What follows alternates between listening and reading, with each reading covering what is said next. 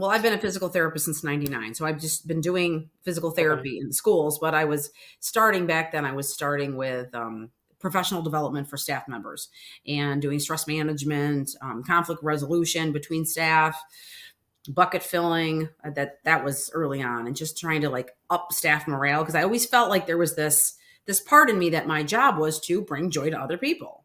Mm. And there's a reason that we all have archetypes, and I think mine's either the court jester or the clown. I'm always wanting to make people happy and laugh, right? So Oh. I kind of, as a child, I was that way. I was always the one trying to make everybody feel better, and I don't want anybody to be upset, so I want to make everybody happy. So that just kind of translated to now helping other people find joy and gratitude and getting out of their own way and improving their life. And yeah, so what was that position called? Are you were at a school?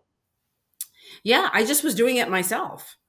I So there you was were like I never heard of a school having physical Yeah, therapy. so that physical therapist for children, it's part of special ed law. A lot of schools have that. And OT, Okay. occupational therapists, speech therapists. So that was your real job that you got paid for, but then you were Real bringing job. joy in your spare time Yes. and uplifting the morale in your spare time because Yeah. that's what called to you. I see. Yeah.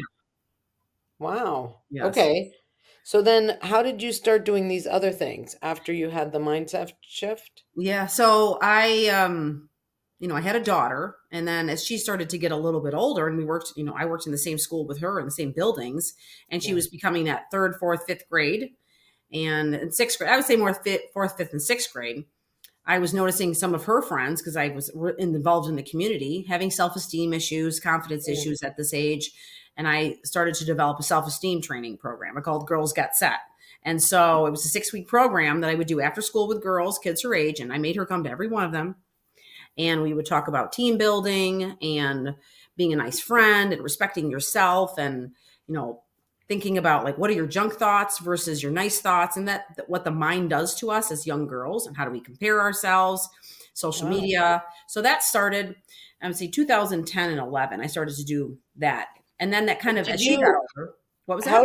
how did you branch into that? I mean, did they pay you or did No, you just nobody's say, paying me to do anything.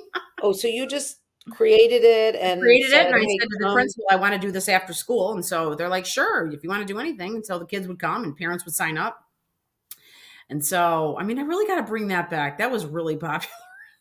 Yeah. I It mean, was this is really such great fun. stuff. That's why I'm just like how does this stuff happen? But yeah, no, it's And I don't great. know, it was just organically in my mind. I'm just getting like these parts of information. Like in the middle of the night, I would get this, do this. And I would wake up in the morning and write it down. And I'd say, oh, well, that's something. Let me research that, or how to even do that.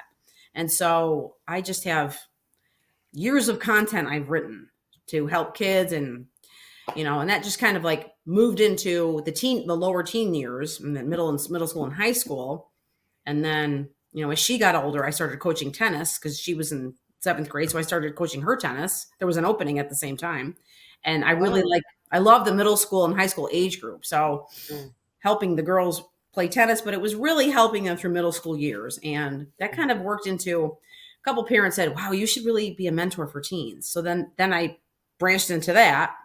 And I really enjoy doing that and helping parents, consciously parent their teenagers. And because the teen years are really hard and stressful. So, And you know, how did you know how to do that?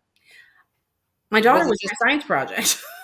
but like did you study it or it was just innate for I you? think it was innate, honestly. And I think it was God's gift to me, because Mm, raising my daughter in every different phase. I always said, I don't want a terrible 13-year-old. I don't mhm. want to have a conflictual relationship with her.